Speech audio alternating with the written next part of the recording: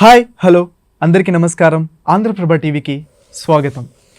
So Raghurama Krishnam Raju గారు ఇవాళ బయటికి వచ్చి జగన్ గారి మీద ఒక వాక్య అయితే విసిరారు. సో అదేంటి, దాని గురించి మాట్లాడడానికి మనతో పాటు ఇవాళ ఉన్నారు సీనియర్ జర్నలిస్ట్ కిరణ్ గారు ఉన్నారు. Hi sir. హాయ్ మా నమస్తే సార్. ఇవాళ కెమెరా ముందుకు వచ్చి రఘురామకృష్ణంరాజు ఒక బాంబు పేలే విషయం చెప్పారని బయట ప్రచారం కూడా జరుగుతుంది. సో ఏంటి సార్, అది కూడా జగన్ ని పాయింట్అవుట్ చేస్తూ చెప్పారనేది? డిస్క్వాలిఫై చేయాలి జగన్ ని అని ఏంటి సార్? డిప్యూటీ స్పీకర్ ఆయన. ఓకే, డిప్యూటీ స్పీకర్ ఆయన. డిప్యూటీ స్పీకర్ హోదాలో ఆయన చెప్పిన మాట ఇది. ఏమని, జగన్మోహన్ రెడ్డి గారిని డిస్క్వాలిఫై చేసే అవకాశం ఉంది. ఎందుకు అంటే కంటిన్యూస్ గా 60 రోజుల పాటు ఒకవేళ గనక అసెంబ్లీకి రాకపోతే, వితౌట్ పర్మిషన్ రాకపోతే డిస్క్వాలిఫై చేస్తారు. ఇది రాజ్యాంగంలో ఉంది, ఆ అసెంబ్లీ దీంట్లో బిజినెస్ రూల్స్ లో ఉంది అనేది ఆయన చెప్తున్నాడు. సో కాబట్టి ఆయన్ని డిస్క్వాలిఫై అయ్యే అవకాశం ఉంది జగన్మోహన్ రెడ్డి గారు అని ఆయన అన్నారు. అయితే ఇందులో సాధ్యాసాధ్యాలు లేకపోతే వాస్తవాలు మనం ఒకసారి పరిశీలిస్తే అది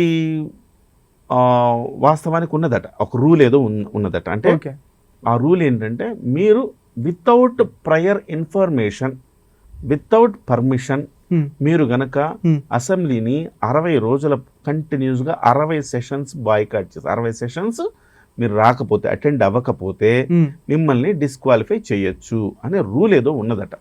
దాన్ని ప్రస్తావిస్తున్నారు. అయితే దాని ప్రకారం చూస్తే ఇవాళ అసెంబ్లీ మొదటి రోజు ప్రమాణ స్వీకారం చేయటం కోసం 1 గంట పాటు మాత్రమే అసెంబ్లీలో ఉన్నారు.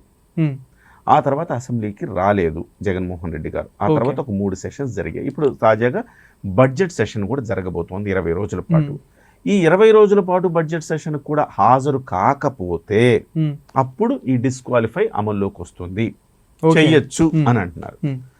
అయితే మనం ఒక్కసారి దీనికి మనం పూర్వం కొన్ని రూల్స్ ఉంటాయి, కొన్ని సంప్రదాయాలు ఉంటాయి రామ్ చరణ్. సంప్రదాయాలు ఉంటాయి, టెక్నికల్ రూల్స్ ఉంటాయి, అలాగే టెక్నికల్ రూల్స్కి సంబంధం లేకుండా సంప్రదాయాలు ఉంటాయి. సో వాటిని కొన్నిసార్లు టెక్నికల్ రూల్స్ని ఫాలో అవ్వకుండా సంప్రదాయంగా వస్తుంది కదా అని ఫాలో అయ్యే అవకాశాలు కూడా ఉంటాయి. అయితే ఇక్కడ ఏంటంటే, మనం పాత అంశాలు కూడా మనం ఒక్కసారి పరిగణలోకి తీసుకోవాలి. ఒక సందర్భంలో ఎన్టీ రామారావు గారు 1994 అధికారంలోకి రాక మునుపు 89 నుంచి 94 వరకు ప్రతిపక్ష నాయకుడిగా ఉన్నారు ఆయన. ప్రతిపక్ష నాయకుడిగా ఉన్నప్పుడు ఇదే రకంగా ఆయన అసెంబ్లీని బాయ్కాట్ చేశారు. నేను మళ్ళీ ముఖ్యమంత్రిగానే ఈ అసెంబ్లీలో అడుగు పెడతాను అని ప్రతిజ్ఞ చేశారు. ఆయన అన్నట్టుగానే మళ్ళీ అసెంబ్లీలో 1994లో గెలిచి ముఖ్యమంత్రిగా అడుగుపెట్టారు. అలాగే తమిళనాడులో కూడా ఇలాంటి వాద ప్రతివాదనలు సవాళ్ల పర్వం నడిచింది. నేను అలాగే ముఖ్యమంత్రిగానే మళ్ళీ నేను అసెంబ్లీలో అడుగు పెడతాను అని చెప్పే మాటలు తమిళనాడులో కూడా ఆ స్టోరీ, ఆ డ్రామా నడిచింది అక్కడ కూడా. ఆ తర్వాత ఈయన జగన్మోహన్ రెడ్డి గారు 2014 నుంచి 19 మధ్యకాలంలో 2014 నుంచి 17 వరకు మాత్రమే ఆయన అసెంబ్లీలో ఉన్నట్టు నాకు గుర్తు. ఆ తర్వాత 2 ఏళ్ల పాటు ఆయన కంటిన్యూస్గా అసెంబ్లీలో లేడు. అసెంబ్లీని బాయ్కాట్ చేసి జనాల్లో తిరుగుతూ ఉన్నాడు. అదొకటి. తర్వాత చంద్రబాబు నాయుడు గారు కూడా ఆయన అవమానించారని అసెంబ్లీలో మళ్ళీ నేను ముఖ్యమంత్రిగానే అడుగు పెడతానని చెప్పి గత ప్రభుత్వ హయాంలో ఆయన కూడా సవాలు విసిరి ఆయన కూడా దూరంగా ఉన్నారు. అయితే ఇవన్నీ పరిశీలించాల్సిన అవసరం. వీటన్నిటిలో 60 రోజులు కంటిన్యూస్గా వీళ్ళెవరూ లేరా అంటే ఉండొచ్చు కదా. డెఫినెట్గా ఎన్టీ రామారావు గారు చాలా కాలం వెళ్ళలేదు అసెంబ్లీకి. అలాగే జగన్మోహన్ రెడ్డి గారు 2 ఏళ్ల పాటు అసెంబ్లీకి దూరంగా ఉన్నారు.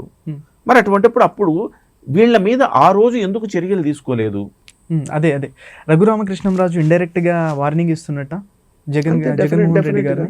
డెఫినెట్ గా రూల్ అయితే ఉంది, కానీ అలా చేయడం తప్పు కదా అన్న ఉద్దేశంతో చేయలేదు ఇంతవరకు. బహుశా చేయకపోయి ఉండొచ్చు. హుందాగా వ్యవహరించాలి కదా. అలా మనం అట్లా ఫెయిల్ చేసేస్తే ఎట్లా ఎగ్జామ్లో అన్నట్టుగా అనమాట. అంటే స్కూల్కి రాకపోతే పిల్లాడు నేను ఎగ్జామ్ రాయని అని అంటారు కదా, అలా కాలేజీకి కూడా అటెండెన్స్ లేకపోతే ఎగ్జామ్స్ రాయనియరు.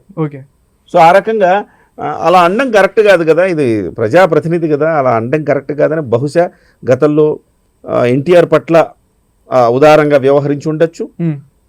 తర్వాత జగన్మోహన్ రెడ్డి పట్ల ఉదారంగా వ్యవహరించి ఉండొచ్చు, ఓకే ఆ తర్వాత చంద్రబాబు పట్ల ఉదారంగా వ్యవహరించి ఉండొచ్చు. అయితే చంద్రబాబు 60 రోజుల పాటు కంటిన్యూస్గా లేడా అనేది మాత్రం క్వశ్చన్ మార్క్. కానీ జగన్మోహన్ రెడ్డి మాత్రం కంటిన్యూస్గా 60 రోజుల పాటు ఉన్నట్టుగా నాకు గుర్తు లేదు. ఓకే ఎందుకంటే లాస్ట్ 2 ఏళ్ళు ఆయన ఎక్కడ అసెంబ్లీకి వెళ్ళలేదు. అవును మరి అటువంటిప్పుడు ఆ రోజు ఈ చర్చ ఎందుకు రాలేదు అంటున్నాను నేను. ఓకే మరి ఇవాళ ఎందుకు వస్తుంది చర్చ అంటే బహుశా రఘురామకృష్ణరాజు గారు డిప్యూటీ స్పీకర్గా ఉన్నారు కదా, ఇవన్నీ తోడి తోడి తోడి వెనక్కి తీసి తన కక్షనంతా తీర్చుకునే క్రమంలో ఈ రకమైన ఇది ఉంది, ఈ క్లాజ్ ఉంది, వెంటనే డిస్మిస్ చేయాలి ఆయన్ని అని ఏమన్నా పట్టుబడుతున్నాడా? ఓకే సో ఇలాంటి విషయాలు మాతో షేర్ చేసుకున్నందుకు కృతజ్ఞతలు సార్.